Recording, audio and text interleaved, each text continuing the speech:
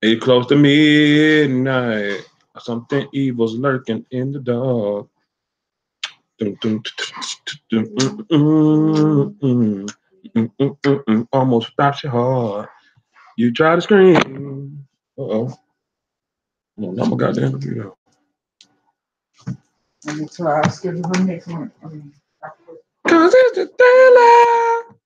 Daylight.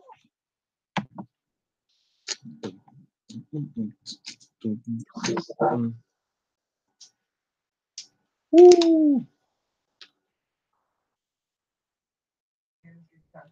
Oh, B12.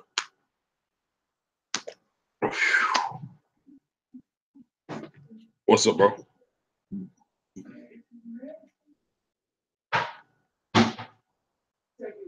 I'm pretty sure the medicine I ain't no little boy. You trying to Michael Jackson. Don't disrespect Mike, man. The B12 in the same cabinet. Yes, it is. It's in the dark bottle. No, don't disrespect Mike. Don't ever disrespect Michael Jackson, Pat. Ever in your life. Sean medicine look like this. What is How dare you disrespect the GOAT?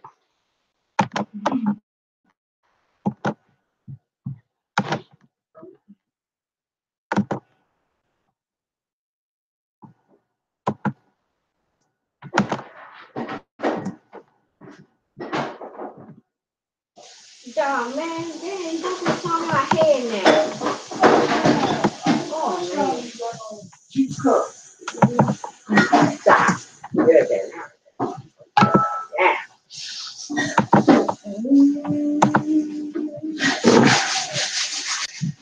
I'm sorry, fourth and a half. Mike is a national treasure, Pat. LOL, don't know.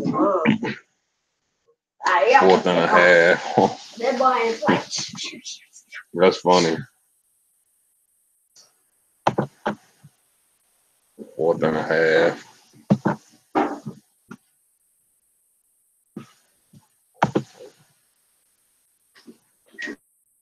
Just should I ever saw people think, hey man, legendary. Phone dying, so I'm gonna listen. Oh, it's cool, man. Appreciate you coming through Montana.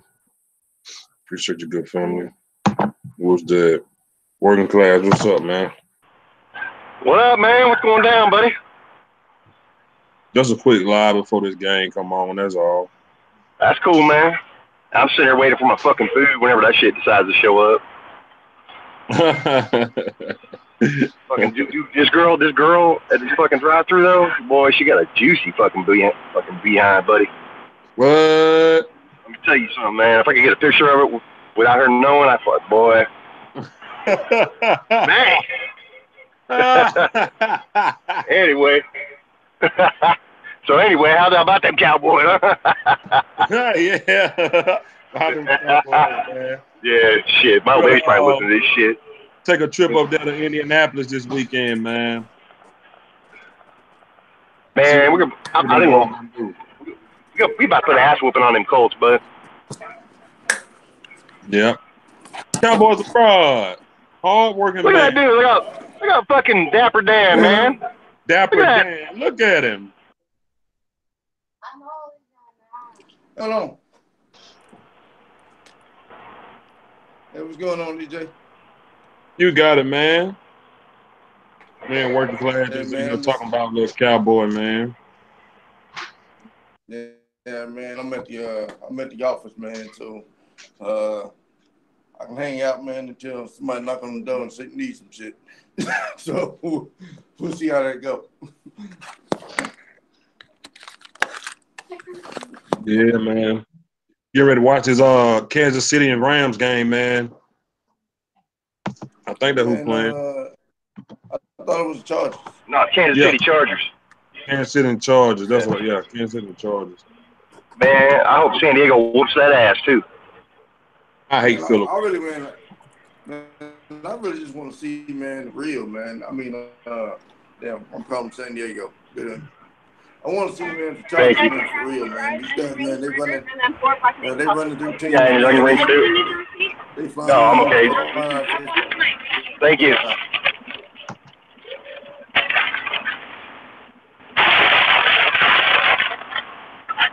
Sorry about that, man. I was talking to someone. Yeah, it's all good, man.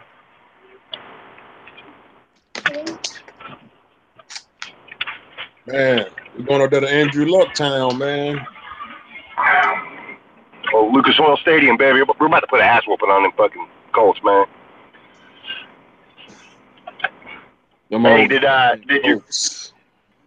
your boy Abroad tell you, man? I fucking joined the DAC side, dude. I'm officially jumping back on the bandwagon. Yeah. Or at least that's the way he tells me. Nah, I'm just riding with him, man. If he keeps playing the way he's playing, then cool. But you know, I'm still gonna call him out when he does dumb shit. Oh yeah, I'm gonna still say if he does some stupid shit, I ain't gonna be afraid to voice my opinion. But he just needs to fucking. I still want to be quarterback. I ain't gonna lie.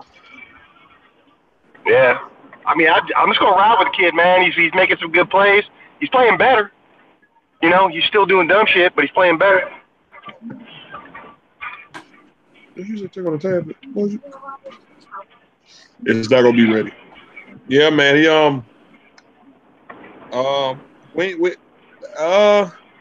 ain't too much worried about Kansas. I mean, not Kansas City. I ain't too much worried about Indianapolis defense. You know, we just gotta contain. I was about to say Colt McCoy. We gotta contain Andrew Luck and make sure Byron Jones locked down Ty. We'll be all right.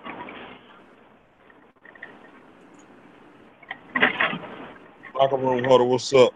Cowboy X Factor, what's up with your football news, man? Pat, get your ass in here, man. I'm here, you punk ass bitch. Oh, there you go. You were talking to me about football news? No, Cowboy X Factor. Oh, my bad.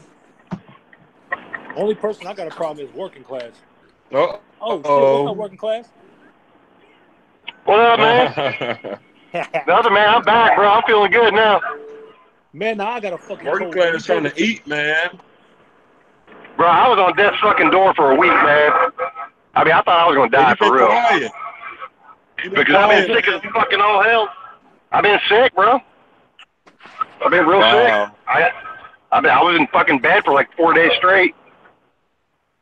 Trying to tell his ass to take Midol. I got the fucking Zika virus or something, dude. I don't know what the fuck happened.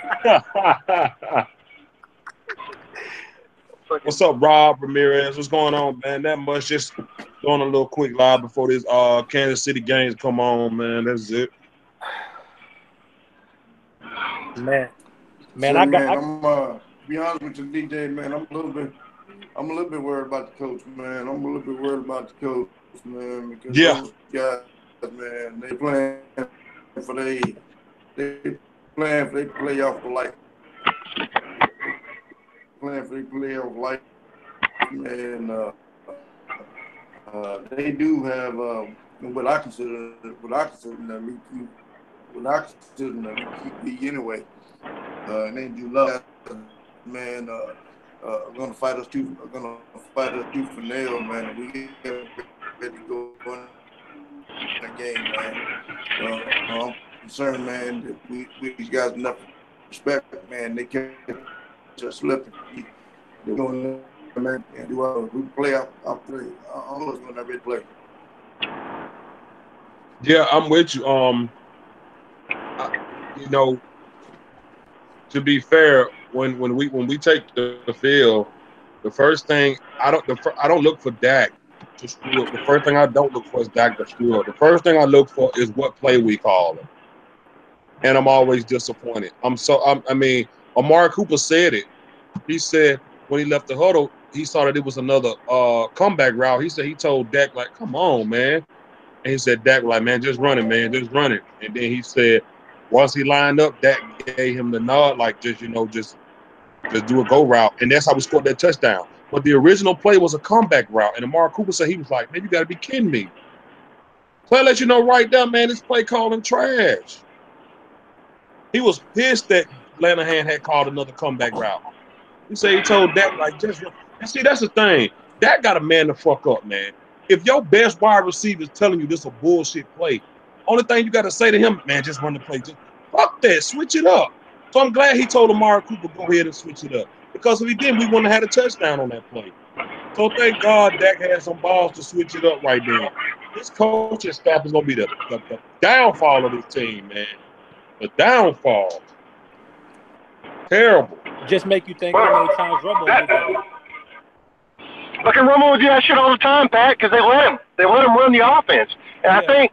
I think Dak just needs to grab his fucking little baby nuts and run that, take control of the offense. If he sees something the defense is giving him, then fucking switch the play. I thought you're the fucking quarterback. You know what I mean? No, I'm just saying. No, I'm not yelling at you, bro. I'm just saying it's fucking like. Go ahead, bro. Sorry. I thought you was Team Dak. Goddammit. I agree.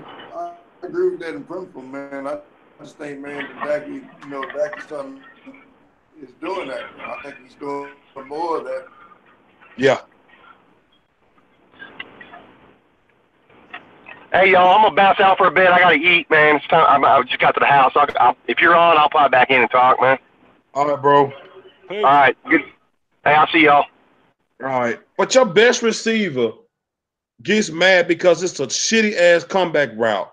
And he tells you, like, come on, man, why we doing this again? And I'm glad Dak switched it up, man, because if not, we wouldn't have saw a touchdown. But, Fifth, why was the reason they was hating on Dez so bad? Damn, your boy, what's his name? Bryce Butler was saying the same shit, man. They know what they're doing because Lanahan does 3-4 fucking plays. Why you think I've been making fun of Rico? Like, how the hell can you learn this playbook, bro? This shit's like elementary shit. I just think they use Rico wrong. Oh, they do, but they only got, I mean, they try to say he can't read the playbook. Man, the playbook ain't but goddamn 4 pages with 4 plays on each page. And that's another thing. You right. I mean, they talking about he can't learn the playbook. This ain't no goddamn Jimmy Johnson offense when you got like this simple ass offense. Yeah. Put Rico out there, shit. But I'm shocked and happy that Dalton Schultz and Blake Jarwin, they stepped up big last week. They sure did, bro. Oh man, that Watch Cowboys abroad got on cold. I like that. Man, that boy, abroad got that money, bro. I know he do. He'll tell you he ain't got none though. Yeah, you know you know how people with money act like they ain't got none.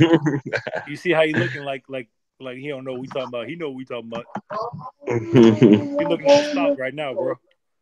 It's the 90s offense. Oh snap! There go my boy DJ. Andrew DeCar, what's up, man? I ain't seen you in a while. Roger that. What's going on? Yeah, Rob. Vanilla ham. That's it. I mean, just look at the play calling versus the Eagles last week. If it wasn't for Amari Cooper, oh my goodness, man.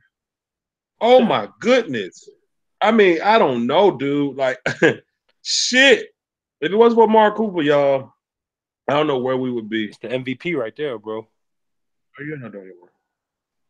Cooper's a damn beast. Ooh, when we was talking the other day, bro, we was wrong about damn your boy, man. Tavon Austin. I thought he was from Florida too, man. He's from Baltimore, bro. He from B-more? Yeah. He don't look like it. Yeah, he played at West Virginia in college. I thought he played somewhere there. Okay. No, yeah. I remember seeing him in West Virginia, and I was like, damn, is he from Florida? I looked it up right after I talked to you. I was like, hell no, man. I knew he was some. Because during one of the Cowboys games too, he was shouting out BMO on the sideline. I ain't never heard that Baltimore accent in him. I heard it in Charles Tapper, but I ain't never heard it in him. Yeah, bro. Yeah, he was you know how they got that link like every Tuesday it comes out the Cowboys on the sideline behind the scenes or whatever. Yeah, he was shooting out BMO. Hey, Cowboys abroad, man. What we gonna do with David Irvin, man? You muted. You muted, bro. You muted. Man, I remember, y'all, I've been weeks now and the release day of Irvin, man. We've had, man, I mean, shit, enough's enough, man. I mean, how many times can you not show up for work? How many times can you take personal shit? How many times can you do? How many times can you do that, man? Shit, hell, hell, even if you got a lot of damn vacation days, man, shit, hell, you run out in about 3 weeks. Hell, he took off goddamn half the season, man, or 3/4 of the season. I mean, he's not reliable, man, and we just shouldn't keep unreliable players on our damn roster. You know, man, it's taking up a roster spot for somebody, man, that we can put in there, man. That's gonna be that for us every week. Now, they gonna give us the same kind of production as David Irvin? Probably not. But they can be a solid performer every week. If they can be a solid performer every week and add to the rotation every week, I'll take that. It's always something with this kid, man. Always something. I mean, will it be them PDs or some type of drugs or marijuana or some type of now to take 2 weeks, man, to take him 6 weeks to recover from. Just it's always some shit with this kid, man. It's time to let him go. He's gonna be a free agent this year, man. We just need to let him go. We put him in maybe next week, maybe in the playoffs game or two. We're on the playoffs, man. Help us, man, and cut that kid loose in the offseason. We can't cut him loose until another week, bro, because his best games are versus Tampa Bay. Well, we ain't playing Tampa Bay. Yeah, we are. Another week. Oh no, his best game. No, his best games are against Green Bay, not Tampa Bay. No, he had that breakout game against Tampa, bro. But is it? You don't remember? He but either way, yeah, but it don't really matter because either game need to be there for.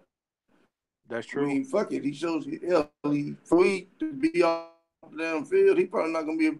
It doesn't matter. We playing Tampa Bay, Green Bay, Montego. He's gonna be fucking available for the game.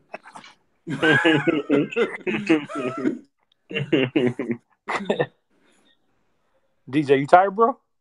I'm very tired. Yeah, you look like me on Mosh Channel the other night, bro. I'm very tired, dude. Hey, this spot right here, bro, this couch, man. I was like this. I try to play it out. Yeah, man. I think it's gonna be a tight game, though, man. But like I said, what I was saying earlier in the chats, I just think the Cowboys are a better team as a whole than the Colts. Is what I was saying. I know what you're talking about with the favor by 3 and all that stuff at home and stuff. What I was saying is, I think the Cowboys get more respect as a better whole as a team, bro. You take 3 from 8. You can't take 8 from 3. They take 8 from 3. You take 3 from 8. But yeah, I know. But what I was telling you was they register that by how good the QB is and how good the team is playing. Right. Overall, the Colts are playing damn good. Yeah, I know. And, but I mean, 2 weeks ago, when you measure that up, huh? 2 weeks ago, they lost to Jacksonville, bro. 6-6. Yeah, but still, 34 TDs, almost 40 touchdowns, and the season ain't even over yet, man. They factor the people that do that shit. They factor all that silly shit in. We gonna go in there and kick their ass, but it's stupid. It's just how they rank shit. It's silly. It's dumb. I hate that shit. DJ, like that. Yeah. Hey, DJ, we moved off of Dave Irvin, man. I didn't get your thoughts on it, man. What's your thoughts on David Irvin King, man? Great. You know him great pretty hard, so I want to know what you think.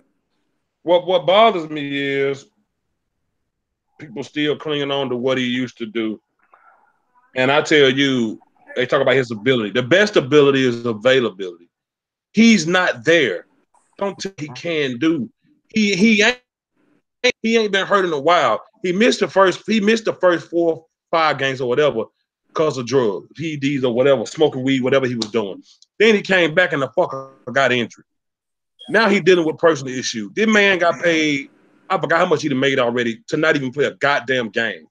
One game, man.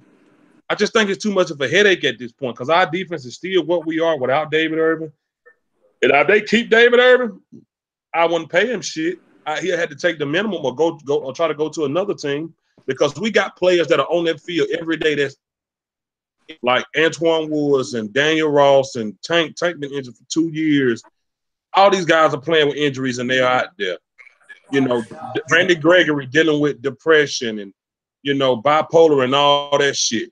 That's the biggest issue. I know he probably want to smoke a blunt right now, but he's sticking it out because he has a child, a family, and bills. And he know he need to be on the damn field. And he's containing what he got going on. Like today, he took a personal day off today. Randy Gregory didn't practice today. He took a personal day off. So, you know, do that. But to miss this many games for your own personal goddamn reasons, I can't. If they let him go, I will not miss him. I will not miss David Irving. Likewise, man, because like you said, if you ain't there, you ain't no good to us, bro. And then when you come back, you so damn susceptible of getting another injury or doing some shit like that from not probably being in no football shape. You probably at the couch just chilling right now, man. So, I mean, shoot, you don't realize the blessing you have in front of you to make that kind of money, and you just throwing it away.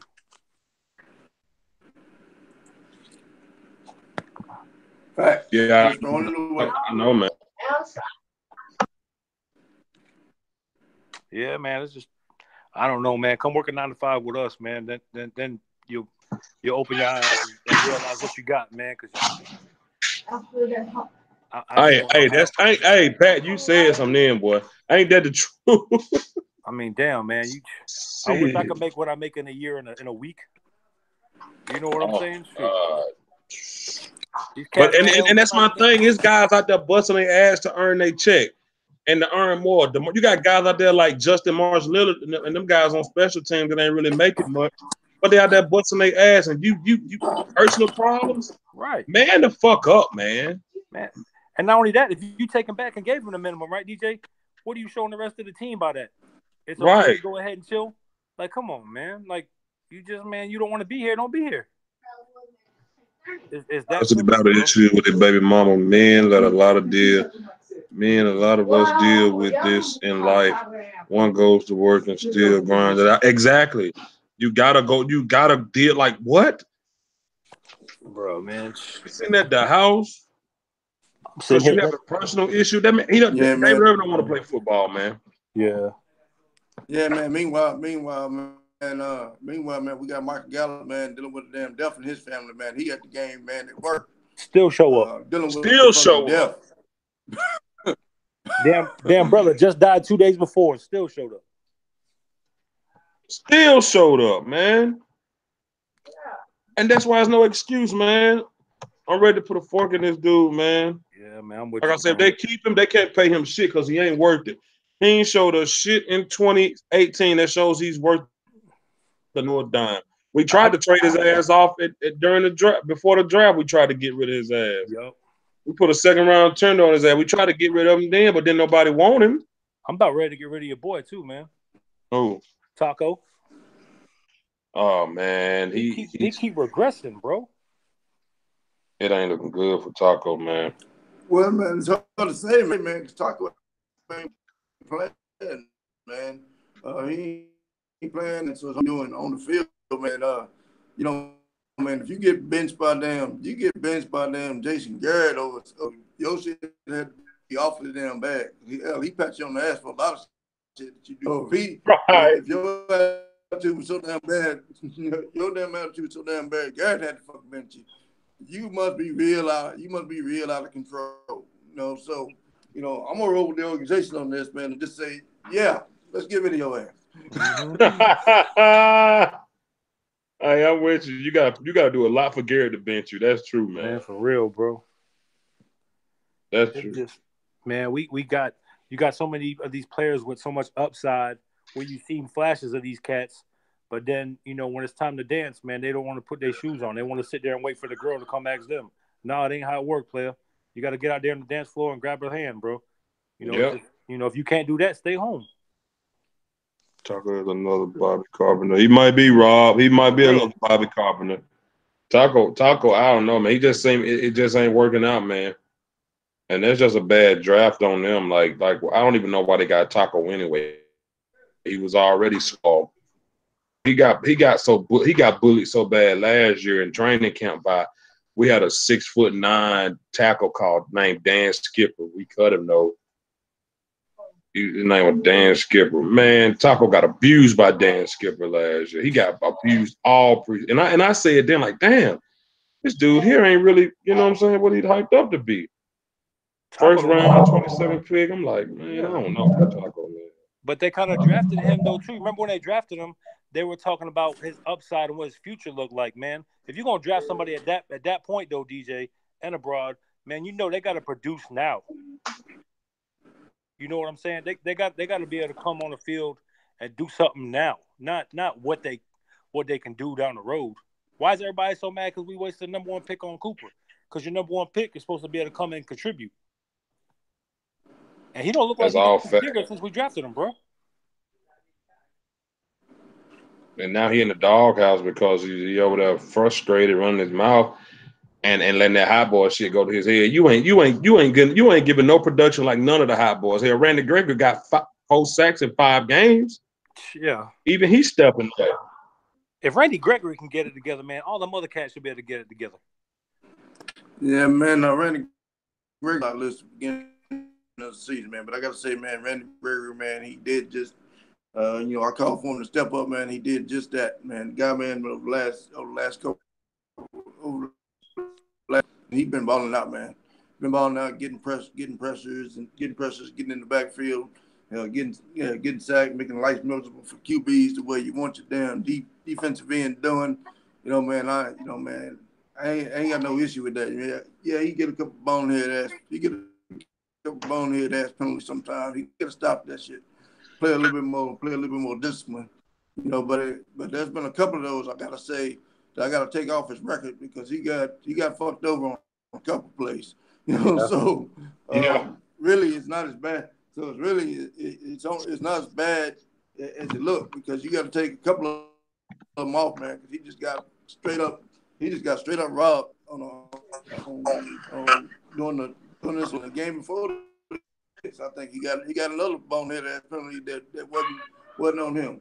Man. This morning I was checking out the film room. Dallas Cowboys out, man. Brian Brodus, his film room. He's got that play. He's got that one play, man, where Gregory had that sack and they called it damn roughing the passer on him, and he got the film up showing that the guy was all over him. The guy was fucking holding. The guy drug him to the fucking ground, and it was in fact a fucked up call. I mean, you could see that plain as day when it happened, though. Yeah, what was he supposed to fucking do? But DJ, the one before that though, the game before that, when he got when he hit the kicker, wasn't he pushed into that dude, bro? Because I could have. He was pushed into him. Randy Gregory has got a lot of unfortunate bad calls called on him. When they got that roughing the kicker, you know what I'm saying? He got pushed into him. Yeah, that's a fact. You can't damn man. I think the ref just got it out for him for some reason right now, bro. Yeah, it seemed like they fucking like I said, man. crazy.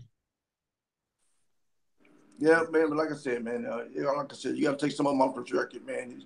In reality, man, he only got about 2 or 3 calls, man, that's on him. The shoving the damn face, that was just fucking stupid. But stupid. Yeah. But it's not also the calls that he's getting against them abroad, it's when they're coming, bro. It's like, man, y'all can't call these calls at any worse of a time. Like, man, keeping teams in the game by doing that crap, man. Like, that's why I feel like they kind of got it out for him, bro. Because, I mean, that punt, that damn near kept the damn Saints in there, because we had momentum and everything. Yep. And then the one against Wentz, bro. I mean, come on, man. That sack he got, man, that killed him, bro. And then they gave it right back and first down. I'm like, come on, man, you got to be kidding me.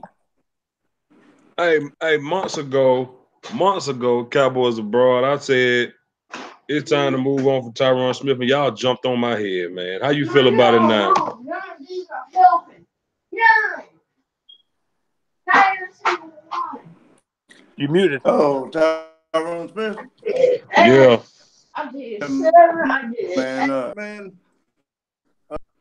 I think I need 80% Tyron better than most goddamn tackles out there. I just, man, I just feel that way. Dealing with man with his damn holding penalties, that shit together.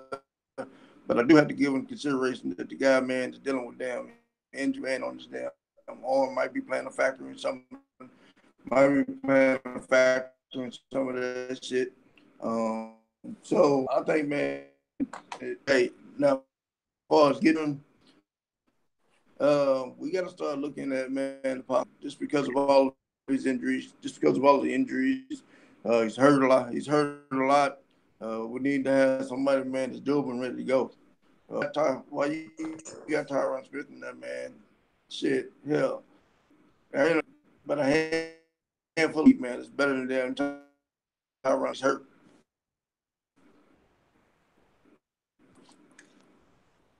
So how many 10 minus what? Okay. 10 minus what is that? How many fingers you got down? Yeah. Man, in my opinion on Tyron Smith, man. I look at it, man. In 20, because we're gonna need a first round, man, to replace goddamn Tyron Smith, man. We ain't got a damn first round pick this year. You know, we don't need no scrub. We don't need no scrub trying to develop shit, because we all know how development of players is going for the Cowboys. And so 2020, and the first player we need to pick up is goddamn Tyron Smith's replacement. I'm with you on that. It has to be a guy that came in like Tyron Smith. But see, Tyron Smith started at right tackle, but he wasn't doing good. So he moved him to left tackle. Mm-hmm. And that's when he really started to shine. So yeah, got to be one of them guys. But man, he's so rare. A dude his size is so rare. Y'all would know something crazy. They tried Rico at tackle when he first came in. A lot of people don't know that. They tried Rico at tackle when he first, they tried to move him to tackle and it just didn't work. That's crazy. But you also, like y'all said, man, DJ, you hit it on the head. I think like 2 weeks ago you made a video, bro, saying that, these cats that come in from college, we're doing a great job in the draft and getting talent, but we're not developing talent. That we're just keeping them like where they're at. I mean, like Dak, man, he's not really progressing like you'd want him to be for his third year under our system. So I mean, like you said, it has to be a first round pick for that position, because unfortunately, we probably ain't gonna develop him any better than he is. They not. They don't develop players. They want you to come in with the it factor already. Right. That's how they want you to come in. They want you to come in with the it factor. And if you don't, you'll fall to the wayside, or they'll just move you to special team to where they ain't got to do nothing with you. Yeah. It's just that simple. That's the way the Cowboys move. It's just the way they move since Garrett been there. They don't develop. You can't name me one player in the past 10 years that the Cowboys developed that didn't happen. And you know what happens? Once you ain't got it no more, you get the Dez Bryant treatment, and they make up every excuse on why they got rid of you. When you ain't got it no more, they acting like Dez just now headache. Actually, Dez has been attitude-wise better than he's been in the past, because in the past, Dez was missing meetings, talking smart to everybody. He was actually getting better. It's just that they knew that his game wasn't getting better, and they don't train people, or they don't help people get better. So what they do, they could bait with you. Right. That's why it's gonna be like a long, bumpy road for Dak Prescott. If Dak don't get out of there, it's just the way they do, man. But check this out though, because I just rethought about what I said though. There is one position on the field that we are developing, and that's the only thing I can give this one coach credit for, and that's Rod Marinelli on the D-line. Well, you got to think about it though. You got to think about it. Rod Marinelli. Rod Marinelli does fucking great with the people you give him. Right. So you do got a point. Rod Marinelli don't give a damn who you give him. He gonna make something happen with that D-line. Right. And consistently. That's props. I give you that. He's shit when it comes to the secondary. Right. Oh yeah. But that D-line, Rod Marinelli turned no names into somebody with the defensive line. Yep. I give you that. He do great when it comes to that defensive line. Like I said, it don't matter who you give him. He gonna make some out of you. Look what he doing to Daniel Ross and Antoine Woods, and you know what I'm saying? Shit like that, man. So you're right. I mean, undrafted guy. He always do good with undrafted guys. Look what he did with Brian Price, and you know what I'm saying? All that good shit. Randy Gregory. I mean, not Randy Gregory, but yeah, he does. Well, other than that, offensive wise, garbage. If you ain't already a dog, it's over. Bro, look at my boy Cooper, man, that I go nuts over. You know I'm a big Coop fan, bro. I mean, not Cooper, Gallup. You know who's training Gallup right now and teaching him and putting him under their wing is damn Cooper. That damn wide receiver coach ain't doing nothing with him. Hell no, they never do. They never will. Yeah, that's. They think it's their job to just come in and coach what they got. Just imagine how nasty we would be with the raw talent we had if we actually had coaches that will train you how to do shit. And they haven't did nothing about Dak Prescott inaccuracy. Oh yeah, I know.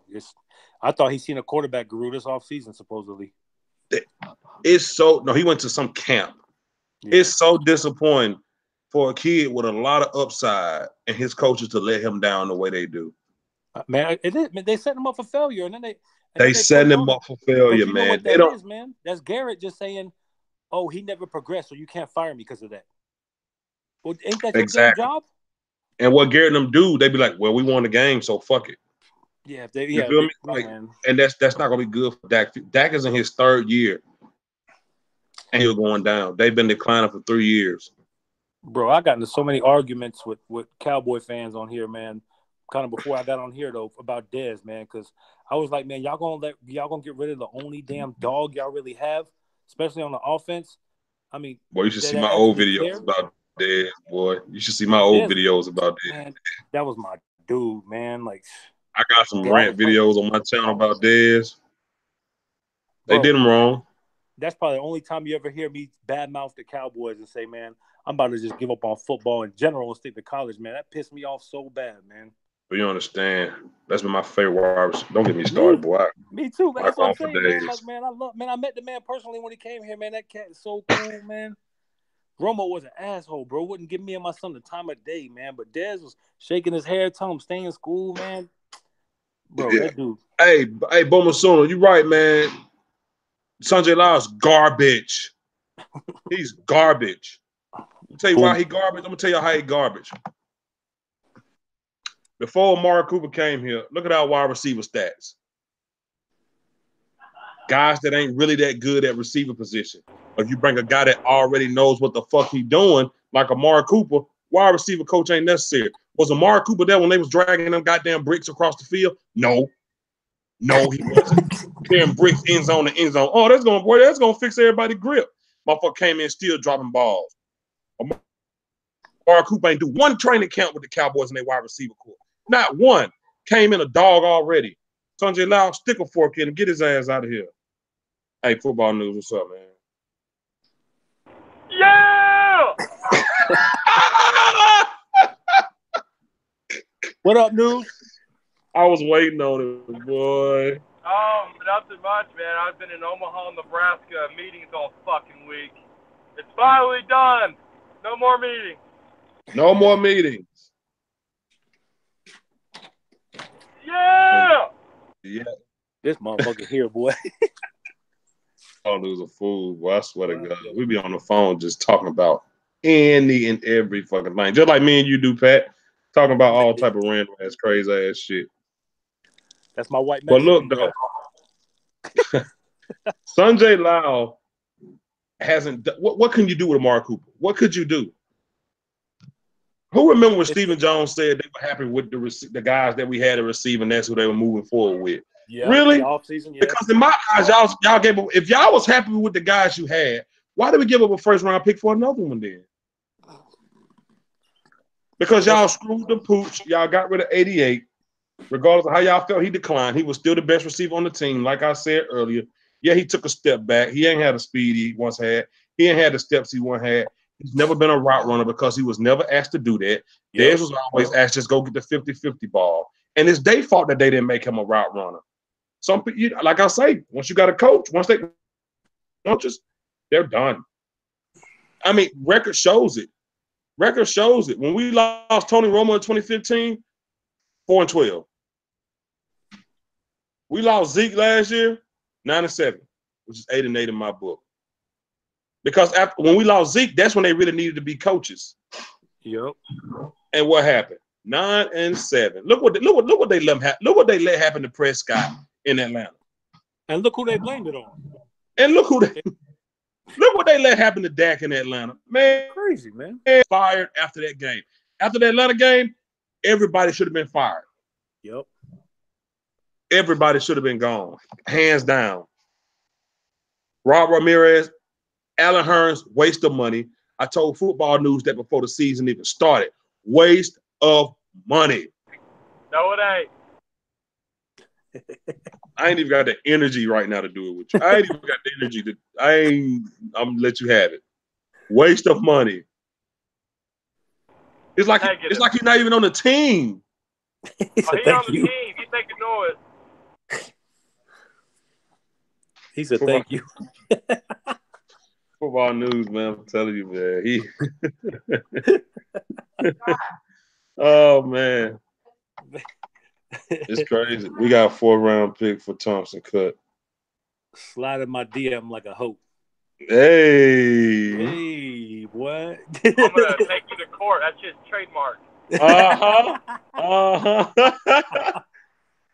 Hearns has become number 4. Beasley about to get off this week. I mean, I said Beasley was gonna get off last week. They don't target him. If they target Beasley more, he'll get off. Beasley damn near beat his damn man every damn play. Beasley's one of the receivers that shows his emotion when he's wide open and he don't get the ball. Beasley he'll come off the field shaking his head. He always show his emotion. Beasley do. And Dak go to him every time. Oh, I got you. You never throw him the goddamn ball. Man, we never use those speeches like Beasley like we should, though, man. Remember, we had damn Danny Amendola before he was anybody's household name. I keep telling people we had Amendola and Bennett. Wait a minute. Oh, my God. Here he goes. We've used Cole Beasley to his strength. Let's not trip. Let's not freak out. We all know we've used Cole Beasley. I hate to do this too. 2014. Oh, we talking about 2018. Okay, but you want to talk about 9-7 Atlanta games? Are you what are we talking about? First you talking about Atlanta, then now all of a sudden it's 2018 now. No. I'm talking about using Beasley this year, man. Come on, man. Don't do this, man. Don't make me beat you in another debate while you're driving. I don't want you to wreck. Team. What game did Cole Beasley have his best game in this year? The Jacksonville Jaguars. So they have used him this year. And look how long ago that was. That was week 5. But they still used him. We said they're not using him enough. You missing the point. We didn't say they didn't use him. I don't think you know how many targets Beasley had when against Tennessee? 3. That's how many targets. You know how many targets Beasley had against the Eagles? 2. Josh will say he probably had the same thing against the Eagles last week because I don't remember him going. You remember how many he had versus the Saints? 2. How many he had versus Washington? 1. Come on, man. That used to be Dak's #1 guy. Even before Amari Cooper came, Beasley was having below 10 targets. Before Amari Cooper even came, they're not using Beasley how they should. I think Beasley gonna walk and we're gonna keep Austin, bro. Honestly. He wants more targets. He deserves more targets. Yeah, he does. He deserves way more. Beasley be beating his guy every time. Beasley he be pissed too. He be mad as hell. Man, he said, man, if this damn Dallas Cowboys shit ain't working out, I'm gonna just go ahead and rap. Fuck it. Oh yeah. Aaron Rodgers love Cole Beasley. Oh, what? Aaron Rodgers will love Cole. Tom Brady. Beasley will have 1,300 yards if he go to Green Bay. Tom Brady would love him the most, bro. He kills them little receivers. I mean Green Bay. Oh yeah, oh my God. Tom Brady, man, come on, man. Edelman, goddamn. Josh Hogan. Amendola, yeah, Hogan, yeah, damn. What's the other one? There's another one too. Went to Denver. Wes Welker. Yeah. Yep. Damn. I guess News ain't want that smoke with you. Nah, he probably lost Football News would debate me all night about a goddamn shoestring if we had one. Football News will debate me all night. Crazy. These has not even been looked at by Dak. He letting the ball go. Exactly, Simp. How do you know what's working from what ain't working? Any coach is a good. Any coach is good as a player. They coach. Everybody need talent. No talent at wide receiver before Coop. Come on, bro. Y'all overreacting. Who is that? Go. Somebody named Myron Wanza. Go look at the stats before Coop then come back. Receiver as a collector. Our wide receivers as a collector core before Coop don't even have as many yards as that one guy. Weren't working. Come on. They weren't working. That's why they were loading the box. Come on, man. They weren't working. Dropping balls left to right. Come on, not dude. getting separation. They had Tavon Austin at number one. He's not a number one receiver. Tavon Austin's a slot guy. Come on, man. Deontay Thompson, who's been on 6 teams, 7 teams now. Come on, man. Don't do this with me. I'm really good at this, Myron. I'm really good at this. I'm very good at this. We had no talent at receiver before Coop. Beasley was the only talent we had before Coop, and we didn't use him. We had Michael Gallup, who still ain't found his niche. We had Cole Beasley. It's the only guy. Tavon, Deontay Thompson, Allen Hurns, who ain't lived up to shit. That's 5 wide receivers who couldn't crack 100 yards in one game, except for Beasley, who did it one time. You have what's his name too, Lance Lenore too, for a little bit. Come on, Myron, don't do this with me. Tell him, Simp, don't do this with me. I promise you, I do this for real. Don't do it to him, DJ. I do this for real. You don't want to talk, bro. I do this football thing, bro. Trust me, I do this. Go look at our receiver stats as a whole before Coop and look at them and look at Coop alone. Killing it. He's killing them. Bro, just imagine. Come on, man. Just imagine one damn Gallup does find that notch, though, bro. With Zeke, it's gonna be over. It's gonna be over. Allen Hurns was a knee-jerk move because they knew they was gonna get rid of Dez, and they thought because Hurns had a 1,000-yard season way back in 2015 in Jacksonville, he was gonna be something else. Shit, and you should never got rid of if that's the case, you should never got rid of damn Dez. Right, exactly, Boomer Super. You going off 15? The receivers by committee was a damn joke. It was a joke. It was nothing. Allen Hurns, they got Allen Hurns because they thought he was gonna be this and thought he was gonna be that. If Allen Hurns was that good, Jacksonville almost went to the Super Bowl. If you had a receiver that contributed to you almost going to the Super Bowl, don't you think Jacksonville would have kept Allen Hurns? Jacksonville would have kept him. They let him go. He wasn't worth it, and you see it now. He dropped it. He didn't even attempt to catch a touchdown pass versus when we played Jacksonville. They tried to feed him. Hell, Allen Hurns wasn't even the man when he played in Miami, bro. He wasn't even the best wide receiver on that team. No, he told me we had man, please. Allen Hurns ain't shit. He ain't shit. Bro, he couldn't get open, and then when he was a little open, he dropped the ball right in his damn hands. You know what week we in? This man got 2 touchdowns. Stop playing with me, man. This man got 2 touchdowns. 237 yards. Bro, before Coop, what was they doing? Putting their best DV on damn Beasley and loading the box. And we couldn't move shit. Charles Edwards. Thank you. Jacksonville kept Blake Bortles over Allen Hurns. End of discussion. Done. Thank you, Charles. Conversation done. Myron, where you at? I don't see you no more, man. You can't even tell me that Allen Hurns is better than damn T. Will, bro. You can't. How? You can't. I mean, they both have a hit and miss here and there, and then they disappear for 3-4 games at a time. He was Boomer Son. He was the 4th best. They can't do this with me. Don't do this with me. Don't drop that shit and leave, Myron. Come back. You want to talk numbers?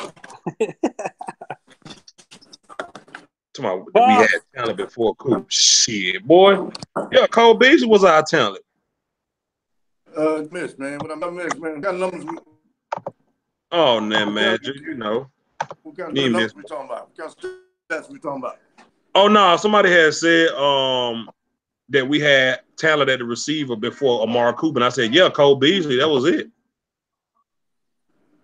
Man, I think, man. Committee, man. We ain't have no talent over there.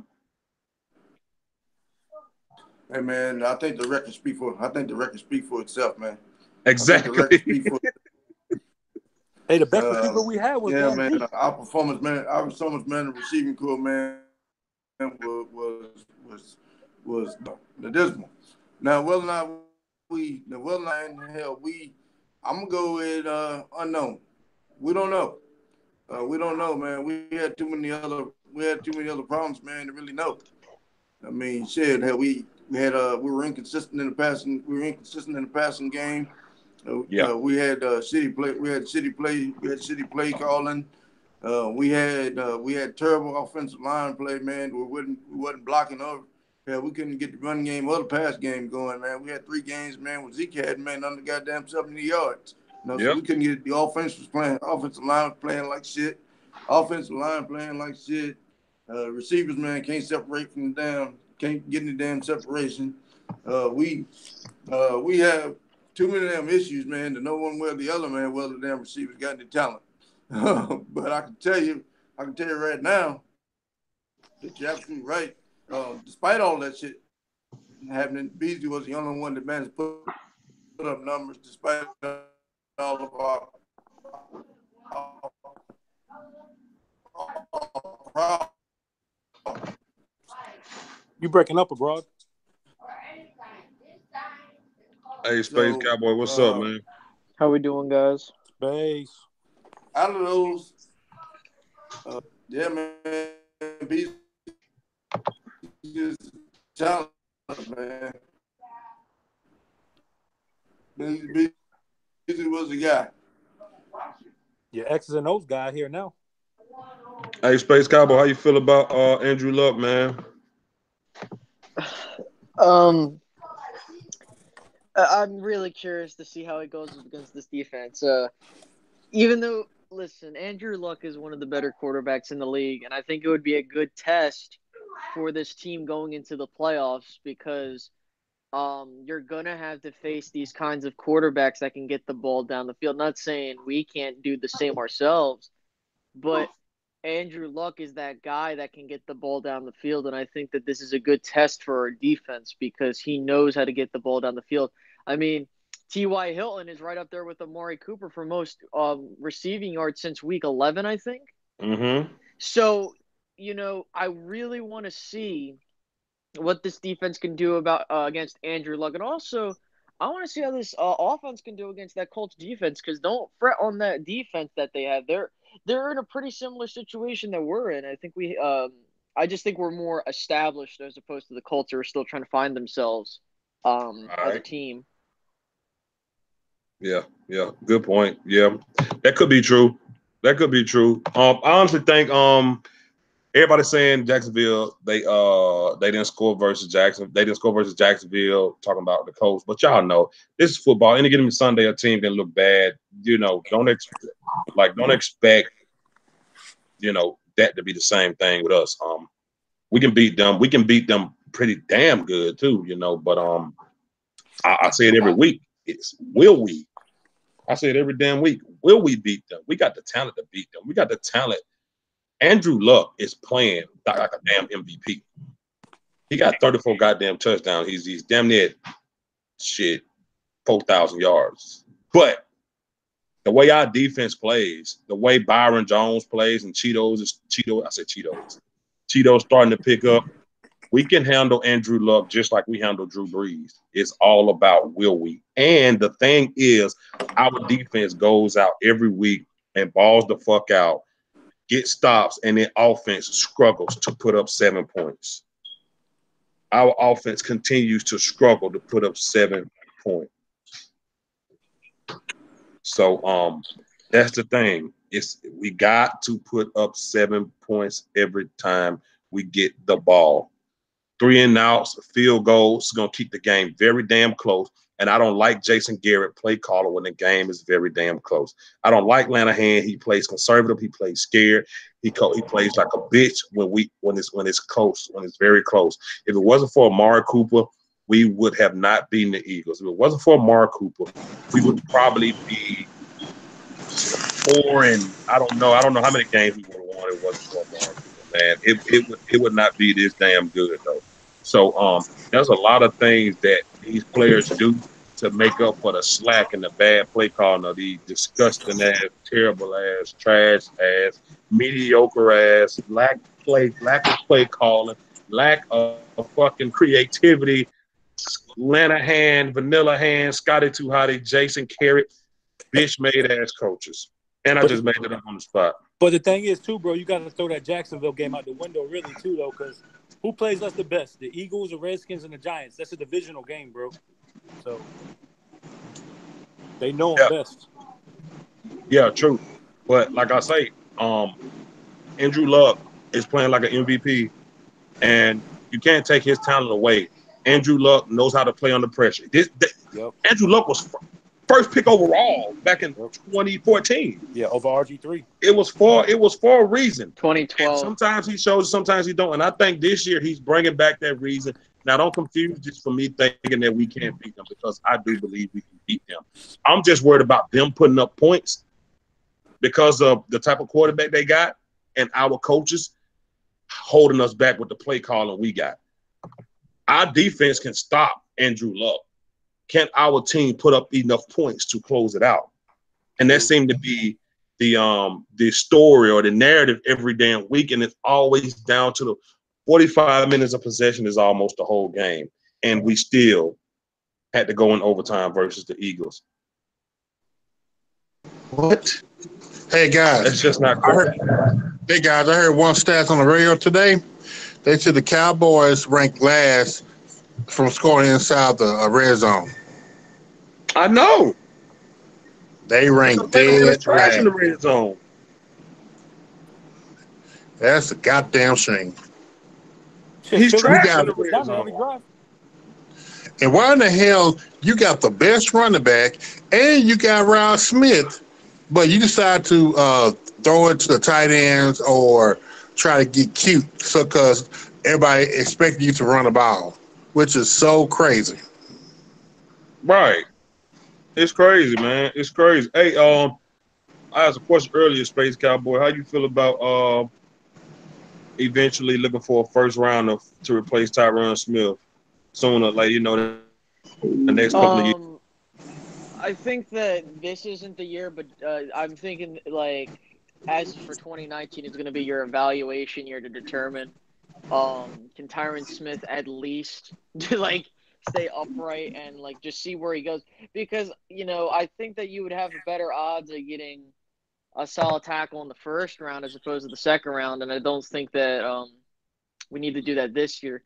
I think that next year is when you're going to start determining, okay, do we need to part ways with him, or hey, maybe he, for all we know, he rebounds and he can stay upright and he doesn't skip a beat. You know, I think that we got to think about that coming up, absolutely. But as of right now, I'm not going to think about replacing him until I at least have a first-round pick. Right. Okay. Yeah, that's true. I agree with you on that. Yeah, that's what we said. You know, we said if you're going to replace him, it has to be a first round, because we know that when it comes to the Cowboys and coaching, Now, Robert, you had a problem with, and I had a little problem with it too, the Cowboys giving Zeke 40 carries. I didn't like that either. But how many carries you think he should get? Need more creativity, so we ain't got to use Zeke that much. How you feel about them giving Zeke 40 carries? Man, okay. At 40 touches, give Zeke between 20 to 25 touches, but with a combination of run, pass, maybe like 15 to 18 carries, and the rest let him catch the ball out the backfield or do a little hook routes. The other plays, give it to Ross Smith, so you won't put so much pressure on Zeke, because it's like they trying to run him to the ground, and this guy is too damn good to be treated this way. You need to when you get into red zone, especially when it's like first and goal, the ball at the 3, give it to Zeke. Stop trying to go Q and throw it to the tight end, or try to throw a 50-50 ball in the end zone. That's a strength, because we're definitely going to need Zeke in the playoffs. Not between the 20s. Yes, that's when you do most of your passing and spread the ball around, especially to other running backs. As a matter of fact, I still don't know why we don't have a third running back to relieve Zeke and have Ross Smith to carry the bulk of the balls. Right. Yeah, I agree with you on that. I'm with you. How you feel about it, Pat? Touches for Zeke. I've been saying that for the last 3 weeks that I wanted to see more damn Smith running. Yep. Remember, I was texting y'all that during the game last week. Like, man, see why this kid don't get more. He's a good, like I said, it reminds me of of course, a lot better than Julius Jones was, but man, he got that Marion Barber, like that to him. You know what I mean? Like he'll get you them close yards and bust, man. Shoot, remember the Giants game? What was it, last season, the end of the year? He had that breakout game, man. We just 2 touchdowns, 160. Yeah, that's what I'm saying, man. The kid got talent, and he feeds off his brother too, bro. Them boys, man, He does. Man, feed that kid, man. Like, damn, dude. Like, he's on the team for a reason. But then again, it's coaches. I mean, I'm not saying fire coaches, but like with Rico, man, you got to use these cats, man. Pat, I say fire Scott Linehan. Yeah, but after the season, bro, because I mean, we doing. Yeah, I know. We doing something right now. I want to. You want to fire Linehan? I want to argue with you. I don't think nobody argued with him. You want to fire? Wow. Yeah, I mean, Cowboys. Who they just signed? They just signed a guard / center from the Oakland Raiders. With Zeke though, man. I think, man, it's for the touches. I think it's for the touches, man. We're 28 rushing and 12 in the air and 12 receiving yards. Yeah. Here's my thing with Zeke, right? So I don't necessarily have a problem. I don't necessarily have a problem, man, using Zeke, man, dual threaded, man, where he rushing and pass. You know, and we've been saying, man, give Zeke, man, 20 to 20. You know, so he had 28, man. That's generally over the number, man. Only by 3 though. You know, so I don't really see a huge issue, man. I don't really see a huge issue with that. I would like to see, man, us, you know, you and I, man, we've been saying that, man. You've been saying it long and I, you know, I jumped on, man, about week 4, man, saying we need to use Wyatt Smith. No, man, you've been saying from day 1 we need to use Wyatt Smith more. You know, and it's absolutely true. We can cut that number down, man, 20 to about 20, you know, but we still got to be able to use him as a receiver. You know, the guy's got good hands. Got to be able to use him as a receiver. How many receiver? You know, I don't think 12 is unreasonable. Problem with the 40 touch game. How about you, Space Cowboy? Look, my thing is this, man. We drafted Zeke to be the bell cow, the focal point of this offense, right? I mean, obviously he became more the focal point when Romo went down in 2016. You look at Zeke, right? The most carries he's had in a season is 322, right? I believe he's on pace for at least 312. I could be wrong, but for me, I don't have a problem with them giving him the ball. I do agree that we need to give him a backup that can come in and, you know, take a little bit of pressure off him. But you look at Emmitt Smith. Emmitt Smith has had seasons where he had the ball on 365 carries, 368, 377. You know, in the upper 300s. Right. And and that's what because he was the engine of that offense. Hence, that's why he got those carries and he produced. So I think with Zeke, it's the same situation. I do think you need to get a backup so that, you know, you can at least keep teams off balance. But I'm not worried about us overworking him. The only thing I'm worried about is him getting the efficiency of being a good run. I mean, he's a great running back. I think he's the best in football. But I think with us getting Cooper and the passing game becoming much more open, Zeke's runs have become a lot more effective. And I think that's the issue, is that we want him to be more effective as a running back and a weapon on this offense. And I think we finally got that. So I'm really interested to see what they'll do towards the end. I hope they play us the whole way, because we need to stay hot. You got to keep getting Zeke his carries. So think about it. He sat out the last game of the season And the Cowboys kind of started off slow, even though Zeke was tearing up the Packers in the playoffs. But I think that's why you drafted him, and I think that you got to get him what he's got to get. I mean, that's plain and simple. Ha! Eat shit, Phillip Rivers, interception, punk. Yeah. I think if you keep running Zeke like that, though, man, I don't know if they are or not, but I think, you definitely got to give him another day off during the week, though. Hey, man, look what happened to DeMarco Murray in 2014. They ran him in the ground. They threw him away. Yep.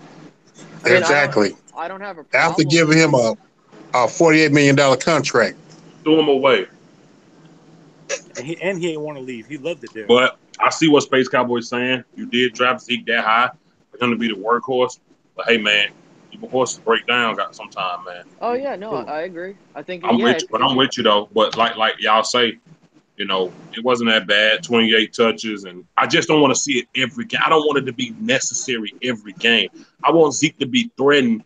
I want Zeke to be a threat as far as opening up the passing game, but I don't want him to have to put it like this. I want Zeke to be such a threat to where the play action will work and Zeke doesn't have to get that ball that many damn times. That's the threat I want. I don't want God damn that boy running. They don't need Kareem Hunt. We should use him like Philly used to use McCoy, bro, out of the backfield on them screens and all that stuff, man, because hand them the ball sometimes straight up the damn middle ain't working. Every damn time. So predictable. Yep. Look how Pittsburgh used Le'Veon Bell. Yeah. Like last week, we finally used Zeke more in the passing game. We need more of that because nobody can keep up with him. I don't think he's fast as he used to be, but he's still fast because I seen him in college and his rookie year with the Cowboys. He ain't as speed he was with the rookie year with the Cowboys. He put on more weight, but he's still fast and he's still at least a lot of guys can't do what he do. Put Zeke in the pass game. 9 times out of 10, a linebacker gonna line up on him that cannot keep up with him. And they don't catch him from the back. They never catch Zeke from the back when he breaks. You won't. And we got to straight up the middle. Look, man, these defensive guys get paid to do their job. They study Ezekiel Elliott. Up the middle just ain't going to work every time, Lanahan. Stop that shit. We did that shit so much last week, and it pissed me off because once Zach Martin went out, Michael Bennett was just eating food all day on Connor Williams and Joe Looney. Why would you continue to do this if you see Michael Bennett is having a ball on y'all? That shit blew my mind that they kept going back to it every damn time. And also, not to mention, that's the best way to beat the blitz, man. You can't sit there and just hand the ball right into the mouth of the blitz, man. You got to beat it with a screen or a little bubbles pass or something, man. Best way to beat the blitz. You're exactly right. That's the best way. No, you looked at what happened in the Philly game. I mean, there was 2 times where Dak beat the blitz where he threw a short little pass to, I think it was Schultz, one of them, and I forget who did the other pass. I think it was Zeke was the other pass.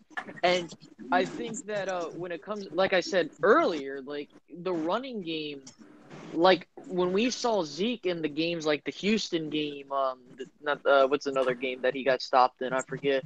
I want to say it was the Carolina game for a bit. Yeah, the Panthers game. It was the Panthers game. Like my thing is the reason why he was so ineffective was because, like we said, they're stacking the box. They know we don't have any wideouts that's going to pose a threat deep. Whether it's because it's Dak or the receivers or both, it's probably both. But when we got Cooper, you can see how much more efficient Zeke has become as a runner. Yeah. I mean more like of a weapon, I should say. Because guess what? The teams had to be like, well, if we stack the box, Cooper's going to burn us from the outside or Michael Gallup. Or if we try to be lax on defense, well, Zeke might break off a huge run against us. And you saw it with him. What irritates me the most is they run up the middle nearly every single time. Like, why don't we do pitches? Why don't we do, outside runs as much, and when we get into the end zone, or the red zone, excuse me, like we stop running the ball, or when we run the ball, it's like so like, whatever, because we don't run the pitch plays, we don't run the read option plays as much from what I see, and I think that they need to. I don't know if they're saving that for the playoffs. You know what I mean? I don't know. I damn sure hope so. I want to say Tavon for the playoffs. I don't want him to come back early. Well, Zeke is questionable for this game Sunday. He coached for every damn game. Yeah, we wear the shit out of his ass. Yeah, look, they tore him up last week, man. Zeke was tired. He was dog tired. Man, you can tell he was tired too. Well, man, the only question, man, 100 to 120. I kind of think we should have kept Alfred Morris, bro. Nah. NFC East. I mean, the hell, if Zeke ain't in concussion protocol or got something broken, his ass is playing in this game. No doubt about it. Yeah. What about Bo Scarborough? What happened to him? Bo out of here. Fucking Alabamian. Fuck you. He's gone. He's not with us, man. We got Mark Cooper's the only Alabamian I'm cool with. We got Darius Jackson on our practice squad. He out of here, man. Bo, I knew Bo wasn't gonna make it for him, man. But he over on the practice squad at Jacksonville, though. No. Yeah, he over there on the practice squad at Jacksonville. He'll be all right, but I don't know, man. That red zone shit just bothers me, man. And you know what? The only reason why I think that the Cowboys is overrunning Zeke is the Dak ability to throw crucial balls at the most opportune times, because either he throw an interception like he did against the Eagles, or keep overthrowing Michael Gallup, or when he's under pressure, he don't get rid of the ball fast enough. Or at least try to roll out and run for a first down and slide, just to keep the defense honest, have that one little threat. You're right, Simp. It does take Rod Smith a while to warm up, but when he warm up, he's one of the most deadliest power runners I've seen. Rod Smith is a power back, man. It's hard to get him down, and he's tall with it too. So damn right. But I would like to. I ain't gonna lie. I got an alternate theory as to why we giving Zeke so many touches, man. What you got? Hey, man, I think it has to do with time of possession, man, and the way we run our offense, man, is through, man, time of possession and controlling the clock with time of possession. Now, I think that we run Zeke, and we hit those little short passes, so we can sustain long drives, keep our offense on the field, man, so we can keep our defense fresh. I think it has more to do with sustaining drives than it does anything else. You know, because Zeke can give you 3 or 4 yards, sometimes 5 yards to carry. You know, and so it's easier like that and keep the ball in your hands. Damn good point, bro. Like that. Yeah, that's a good point. But real good. Go ahead, Rob. No, I'm saying that is a good point. Yeah, it is a good point. But like my thing is, okay, if that's the case, then like why sometimes when we first get the ball back, we go downfield and then you'll see an overthrow to Michael Gallup. That's not trying to control time possession. That's trying to make a big play. So I don't think Zeke is used that much to of course we want to control time possession, but specifically this last game, I think they did not trust Dak Prescott at all. That's why Lanahan, when Lanahan called that comeback route, Dak, when Amari Cooper complained to Dak about it, Dak was like, man, just run the comeback route, man. Just do what they say. I think that's why Lanahan was calling the comeback route when you already got Amari Cooper so hot. And then Dak just said, screw it, and went on and called a go route, and Amari Cooper ran a touchdown. I think all those overthrows and those 2 interceptions put Lanahan and them like, okay, we got to take the ball out of this kid's hand. He is stinking up the place. We got to take the ball out of his damn hand. But in my opinion, that's y'all job to get Dak accurate. That's y'all job to find out why Dak and Michael Gallup ain't connecting. Yep. But they don't. Dak can have a bad game with 2 interceptions, a fumble, and if we win, the Cowboys will come back to practice that week and do their same routine instead of just working one-on-one with Dak, bringing in a veteran, a guy that specifies on accuracy. Like last week, there was a veteran defensive lineman there working with DeMarcus Lawrence. Why the fuck we ain't doing that with Dak with a quarterback? D-Law had a veteran working with him last week. Why the hell aren't they doing that with Dak Prescott? This is my problem, man. And that's why every week he comes out there and stinks it up. He comes out there and stinks it up every week because of not every week, but when he does, it's bad. He missed Gallup 3 times. Wide open. He missed Amari Cooper 1 time. Wide open. These are things that can be fixed if coached right and taking time out to make that player and that running back, and that wide receiver work one-on-one, figure out what the hell is going on, timing, accuracy, wide receiver placement, ball placement, all that factors in, man, and they just aren't doing it for Dak, man, and that shit bothers me. Look at his damn quarterback coach, bro. He has no business being his quarterback coach. My point exactly. Why would you hire Kellen Moore, Cowboys? Kellen Moore's garbage. That's y'all fucking issue. That's wrong with this goddamn team, man. You let Scott Linehan couldn't make it. That's Scott Linehan, boy. Mm-hmm. That's the only reason why he's here, because Scott Linehan. Somebody in my chat made up a good point a while back. I don't remember who it was, but they said, where in the NFL can you see a guy lose his quarterback position and become the guy boss who took the position? Oh, I said that. Okay, I remember somebody said. I didn't remember who said it. Yeah, I said that. Yep, that's the only team. Never seen it. But the thing, though, too, didn't he? I don't think he beat out Kellen Moore. Kellen Moore got hurt, though, didn't he?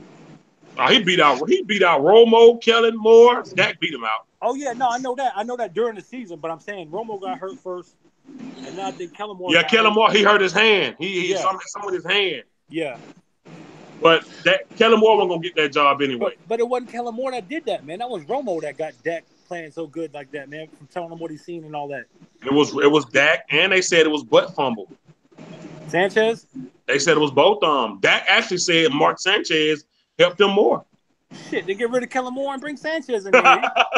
Damn, 49 years old. I mean, look at our quarterback coach, Kellen fucking Moore. That's the Cowboys organization for you, man. Throw another interception, Phillip Rivers. Throw another, you old fuck. That bitch got 10 days. That'd be the same, bro. That'd be about the same as y'all hiring goddamn Morris Claiborne to be our DP coach. Oh Lord, not Airborne. But yeah, that's what I'm saying. He did nothing for us. Why you gonna, man? Say, guys, you know what? Okay, you know Calamari, who won the Heisman Trophy from Oklahoma? Yeah, eat shit to her. Well, his dad leads a quarterback camp in North Texas. Every high school football player and college in the state of Texas go to him to get their techniques down. So my question is, why can't the Cowboys send Dak to his quarterback coaching school? Because we have the worst in the damn organization. We have the worst coaches. I'm gonna fuck you up like this though. Why you got to do all that? Look what Andy Reid did with Pat Mahomes. A coach should do that. See, that's my thing. We shouldn't have to make this overly complicated. Like, you look at look. This is what I think is hilarious. Like, every single successful quarterback always has good communication with a head coach or like their main guy, like Tom Brady, who he talks to Josh McDaniels. Yes. So, like, my thing is this. Like, I'm not expecting Jason Garrett to go on every single time to go sit next to him. Okay, fine. But my thing is like, if Scott Linehan now he's up in the booth or whatever now. Yeah. It's like, dude, like, get some, like, I understand Kellen Moore's always there because, he's the quarterback coach, but you need someone that like can help, because regardless of how even if we go all the way, whatever, I still think Scott Linehan needs to go. I think we need to find a replacement for him. I think that Rod Marinelli should be he's going to probably retire. I think we got to hope to God that Chris Richard stays. But for me, man, I think it just comes down to like some of these coaches putting themselves, because in all honesty, Jason Garrett is a guy that delegates his authority. He's one of those coaches that delegates his authority and his power to his coordinators and special team coaches or whatever. Mm-hmm. So for him, I'm not saying he's a horrible compared to some other coaches, but it reflects on him. Like, if Scott Linehan is doing a poor job, that reflects on him. And I mean, what was it, like twice they considered firing him? So I guarantee you that, and I just think he's gone. Yeah. Like, that's just how I feel on it. I just like I think it's because he doesn't feel pressured because he knows that he's delegating to his coaches. So it's not directly him, you know. If he was directly calling plays, I guarantee you that he would be on the hot seat much more with Jerry. But he's not. I doubt it. Because what the hell did he do in the NFL before he was a head coach? He was a fucking backup. Just like Kellen Moore. I mean, what, Garrett? Yeah, Garrett. Yep. I mean, what about Bill Belichick? What did he do?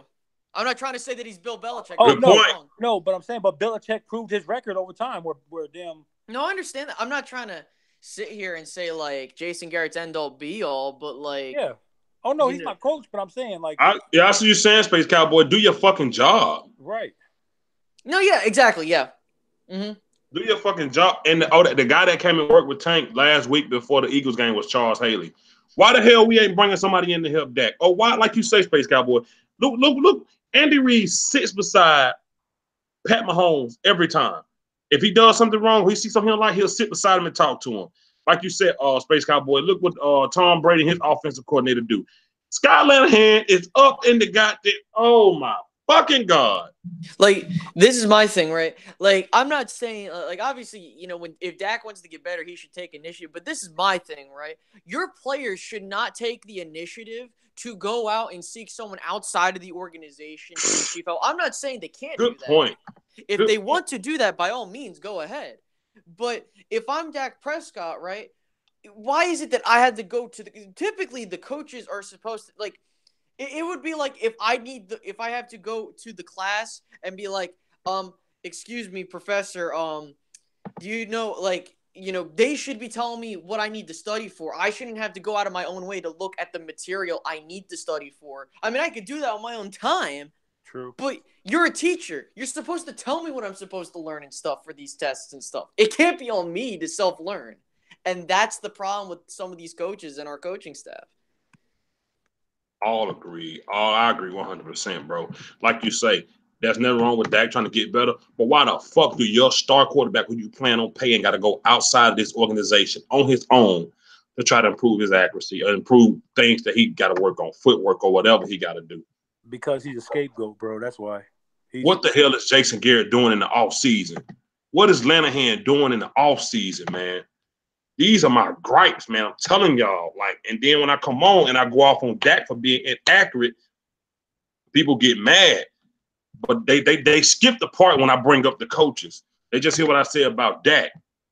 Yeah, he be inaccurate. Yeah, sometimes he shits the bed. But the coaches, they are 80% of that damn blame. Absolutely. 80%. Of 9-7 over double-digit interceptions last year. And y'all did nothing to help him. They did nothing. Like, nothing. Look at what Aikman had to deal with in his latter part of his career. Like he even said it in, like, if you've watched his football life and some of these things, like these little videos or whatever, like how he was yelling on the sideline at the coach. Like, I think it was like Champ Bailey or something. I don't remember. It was one of the coaches. He was like, listen, I shouldn't be babysitting everybody. And that's my thing. Like Dak, does he have problems that he needs to correct? Yeah, absolutely. But it shouldn't be his job, and I'm not saying it is, to go around and be like, why aren't we doing this? Why aren't we doing that? Like, you should be doing – like, he should never have to endure that, like with what Aikman had to do. Because Aikman, he was like – his mentality, because he came from a successful coach in Jimmy Johnson who held everyone accountable. Then he went into a system where he had to hold everyone accountable when he's just the quarterback. He can't be the coach, the quarterback owner, you know? And that's the problem. You shouldn't have an organization that functions like that. Hopefully it's not going to, but right. And like Tyrone Church just said, Dak weakness is an easy fix. But the thing is, too, guys, like, you remember before Jason Garrett was a head coach, he was an offensive coordinator, right? Why don't you try and help Linehan? Because if Linehan looks good, you look good. Why not help Linehan open up this damn playbook more and call some more shit? When they asked Jason Garrett about taking over the play call, he said, we're not going to do that just yet. So that was interesting the way he said that. Because he has faith in him. But yeah, it's just like I think if it came to that, like playoff time, we may see Garrett take over. Who knows if Linehan's just shitting the bed like he? I mean, because Jerry sees it. Jerry sees the time of possession we have and the little points we have, having to go into overtime. He don't show it right. Oh my God. They do not need Kareem Hunt anymore. Jesus Christ. But yeah, Jerry sees it, man. And I think right now, with Stephen Jones more, he's a piece of shit too. He ain't no damn better. But I want them to keep the same energy with these coaches as they had with Dez Bryant. The same energy they had and the same conviction, and they start spitting out all these numbers, this and that they had with Dez Bryant. They better have it with these coaches, because these coaches, like Prescott, get sacked 8 times against the Falcons. Just as the players went 9-7, the coaches went 9-7. Yep. And what they did, they went out and got rid of little ticket-tack coaches that didn't really mean shit.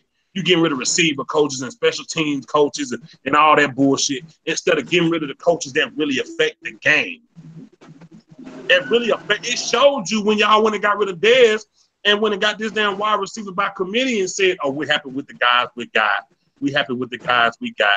And look what you went and did. Gave up a damn first rounder for another guy that you really needed. But I thought y'all were happy with the one y'all got.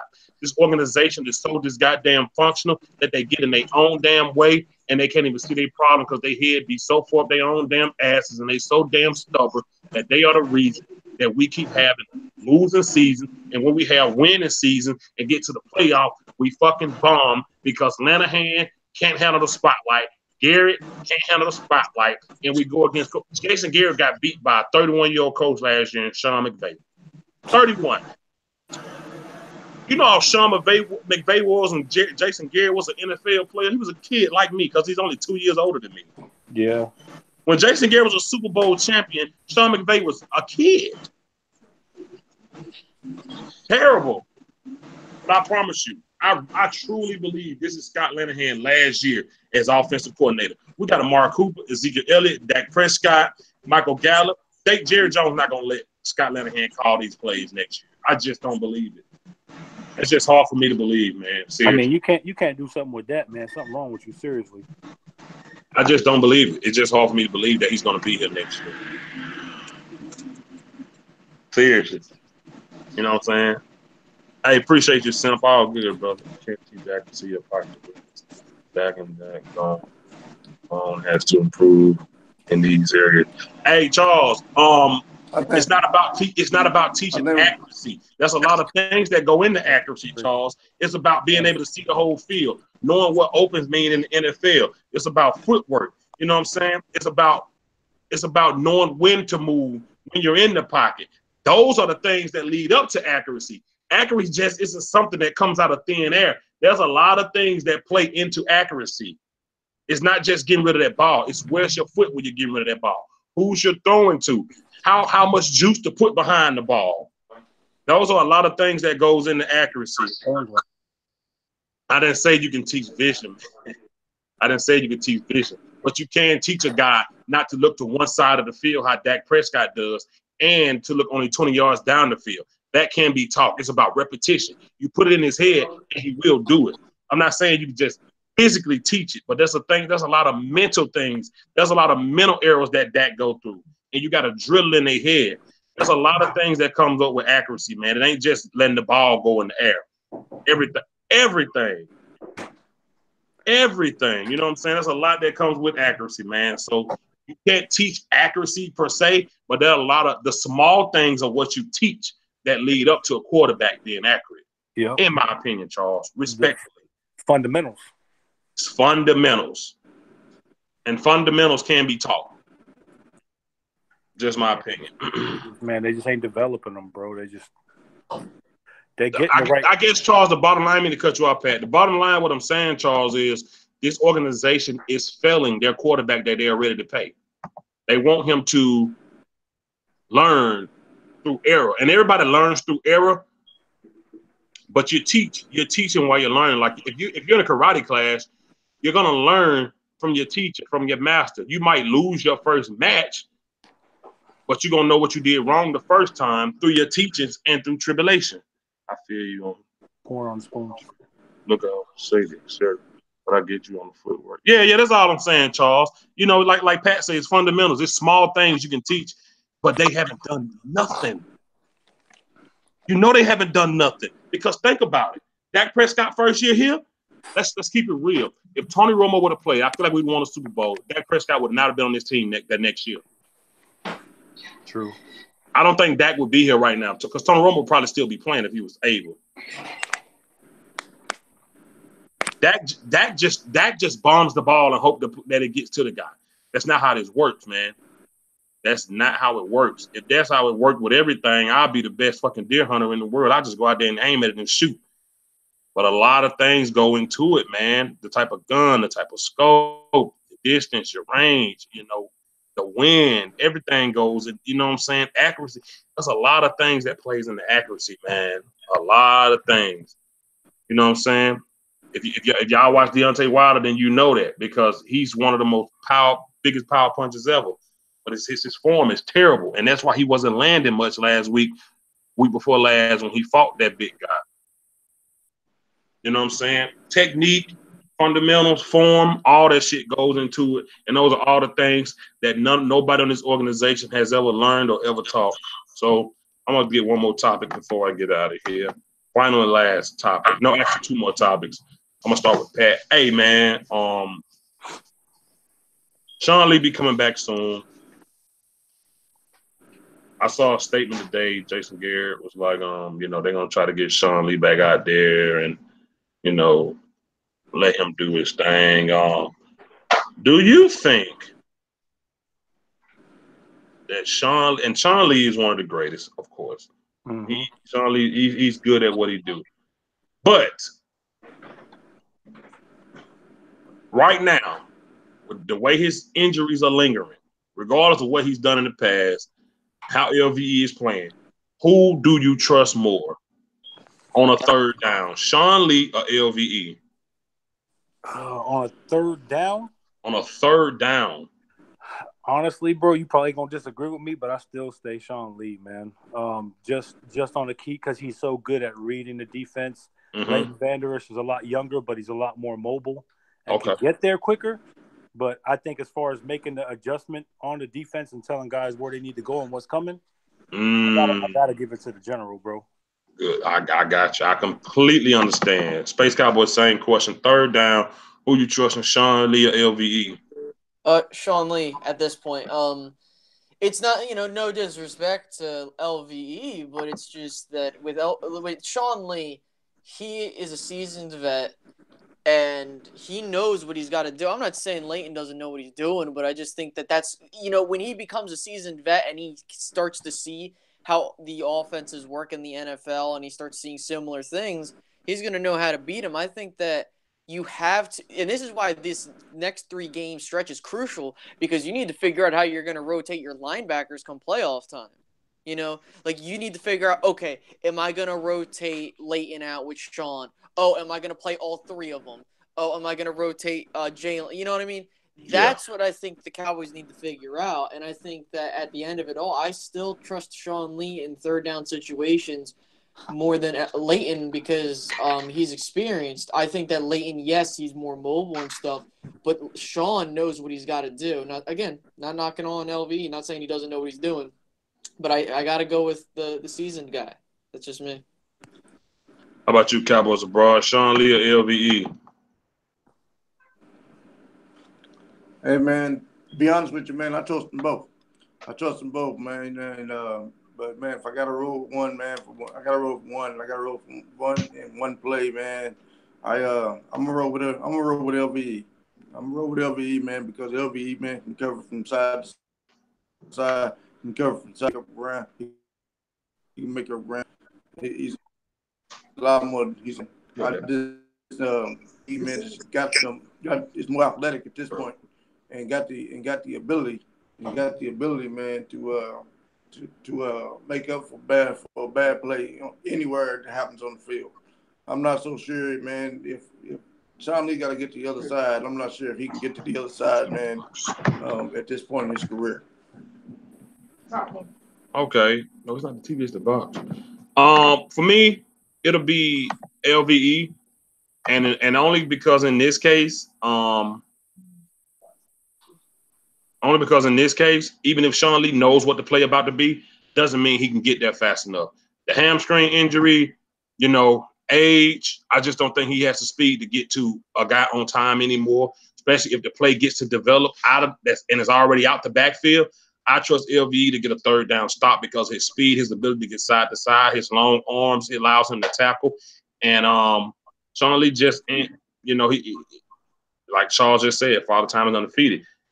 Hamstring, speed, losing speed. I can't do it, man. I can't trust Sean Lee. Now, through a whole game, love Sean Lee. Third down, clutch, LVE hands down, in my opinion, just me, because of speed, durability, being able to get side to side so damn quick. And like I say, his tackling is probably one of the best. He's one of the best tacklers on the team. He's one of the best tacklers on the team. So for me, it'll be LVE.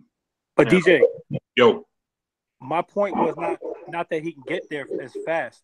My point was that he can adjust the defense better to the play that's coming. That's what I was saying. I was saying, as far as him on the third, if it's third and 3 and the game is on the line, I'd rather have that vet that knows where that play. Bro, he's a master at knowing what's going to happen before it happens. He just can't stay healthy. Okay. That's where my opinion came from. Not just him being able to make the play. Of course, LVE is a baller, bro.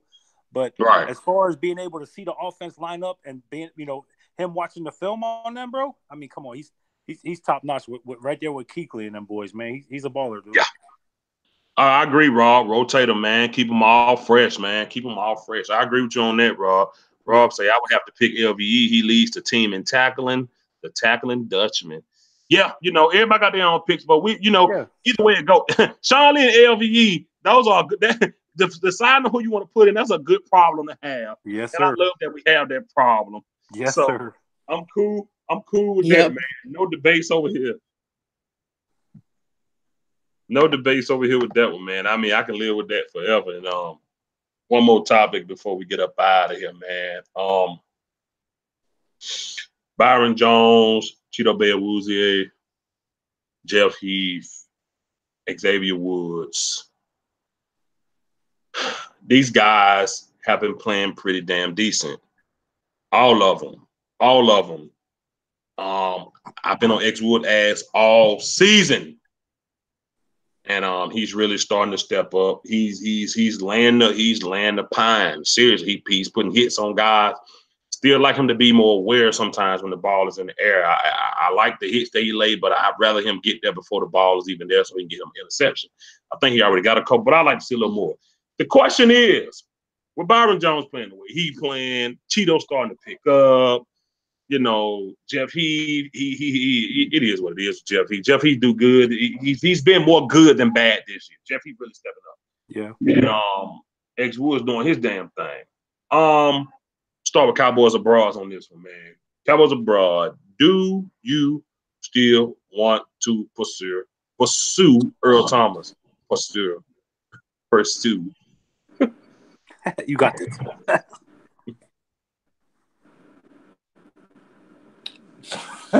Shit, man, that's tough ass question, man. I know, right? I want a tough ass question, man. I was hoping, man, I had a little bit more time to think about it.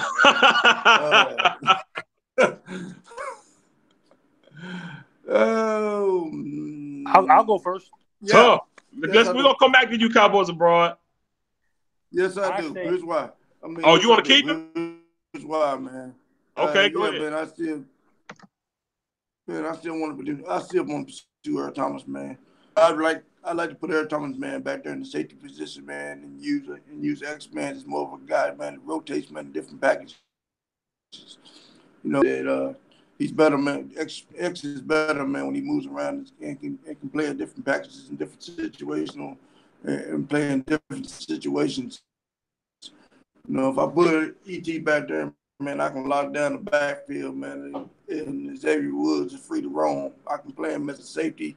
I like my matchups better, because I don't have to worry about the deep pass when I put ET 29 back there. Mm-hmm. And Xavier Woods, man, as good as he is, man, he's playing good ball. But he has problems tackling. He has problems tackling out in space, man. He'll hit your ass. Now he'll make you pay for catching the damn ball. But he has problems tackling out in space. Another problem, man, I wouldn't have if I pursued ET 29. So yeah, I'd still like to pursue ET 29, man. But at this point, with ET having injuries and stuff, don't know what we're getting. To come off that first round, second round pick, man. I'm talking, man, maybe third round pick, man. Maybe third, fourth round. You know, we can get on the phone and talk. How about you, Pat? Still want ET? Well, first off, you don't need to trade for him no more because he's a free agent. But second off, definitely, bro. He's one of those safeties that if you have the opportunity to get him, you have to get him. And there's a number of reasons why I say that. If you want to keep 38 Snub or anybody like that, they could do nothing but learn from that cat, even if he's only here 2 or 3 seasons. Second of all, when everybody's talking about, like my Cowboys family and y'all talking about they're afraid to play the Saints, I'm not saying y'all as you, DJ, but I mean, not the Saints, the Seattle. He is the sole reason they beat us, bro. It's like he knew what we were doing before he did. That's the same reason I just said about Sean Lee. They can read a defense and make those adjustments and tell this player, watch for this, watch for that. You know, you just can't. I mean, some of that stuff, he's like another coach on the field. And also, right along with Woods, he brings the wood. So, I mean, bro, you can't. I mean, I think we're going to get him for a nice bargain, bro, because of his age and his injury. But, I mean, you got to, man. You got to, bro. Space Cowboy ET. For me, this is how I would go about it. Sign your players first. If you have enough cash, if you have enough cash left over, get them. Because to be honest with you, if we can keep this core of, I mean, obviously you're not, but I'm referring to, like, if you can keep your main guys, obviously Dax, Amari, like, if you can lock up your main guys and you still have some change left over to go get them. Because, listen, I have enough confidence that this team can draft some guys to replace people that are leaving. And I think that is what makes teams more success. That's what made Seattle so successful in that run, is because they were drafting relatively well, and all they had to do was make a couple, you know, not that many grabs in free agency to get some pieces, and they still kept the train going. I think Dallas can do the same thing, regardless if they take this thing the whole way or not. But I think at the end of the season, sign your guys first, and if you have enough money, go after him. I mean, if he can take a nice little cut to come here, oh man, it would be so beautiful, because then you would have, of course, your linebacking core. I'm assuming that if Sean Lee does happen to stay another year and his leadership presence, imagine what him and Earl Thomas can do. I still doubt that Sean Lee's still on this team past 2018. Yeah. But, you know, Lord have mercy if these two are on the same team. Right. Oh, man. Oh, man. But, yeah, man, sign your players first, then go after them. That's just me. I 100% agree with Space Cowboy. Sign who's there first. All the players that you know you want there for a long term. Sign them first. Make sure they happy, paid up. You know what I'm saying? Byron Jones, DeMarcus Lawrence. Much as I don't want to sign him yet, I want to franchise tag him another year. DeMarcus Lawrence, you know, sign all those guys, man. You know, oh God, you're gonna sign Dak Prescott. But yeah, man, and Charles brought up, you know, why did Philly slice our defense in the fourth quarter like a hot knife through butter? And he did. And he's not the first one, because a couple of teams in the fourth quarter this year had started picking our defense apart, and Xavier Woods always seemed to show up to the party late. You said lavender. And I would like to have Earl Thomas to come back. I mean, to come here for a minimum price, because he's a liability, because same leg broke twice, getting up there in age, but I still think one of the best safeties in the NFL. Can roam that field, can come down in the box and hit, can do whatever you want him to do, man. And I'd like to see Earl Thomas get signed, man. You know, seriously, I would like to see him get signed. Like Cowboys Abroad said, let Xavier Woods learn from ET, come off the bench, do whatever. You know, every safety we got can learn from him. Simple as that. And Yeah, right, true. You know, and learn from him. And so I agree with you, man. I agree with you, Space Cowboy, though. Sign your players you got now, and then maybe you got something left. Offer him bare minimum of what you got left, and if he don't accept it, oh well, we just move on without him. But that's how I feel about it, y'all. I'm gonna get on up out of here. This is my last topic, so we gonna close this thing out and be back for tomorrow. Y'all know what tomorrow's show is. It's Friday, man. So yeah. We'll definitely be back Friday. Space Cowboy, you give your channel out, man. It's Saturday. Yeah, you guys It's can Saturday, just find me at tomorrow. Space Cowboy 17 on YouTube, Space Cowboy 17 on Twitter. Yeah, whatever. Yeah. Cowboys, bro, you want to get your channel out, man? Oh yeah, man. You can find me on Cowboy. You can find me on Cowboys Abroad, YouTube, man, YouTube, Twitter, or Cowboys Abroad at yahoo.com. Either way, hit me up, man. DJ, thanks for having me on your channel, man. Always appreciate it, brother. Already, man. Hey, DJ. Thanks, son, love. Yeah. Y'all can find me at getting a wrench from each and every one of y'all asses that I follow on YouTube, damn it. Jesus Christ, man. I need my wrench. Positive Pat ain't got no channel. We out of here, man. Got all y'all's. All right.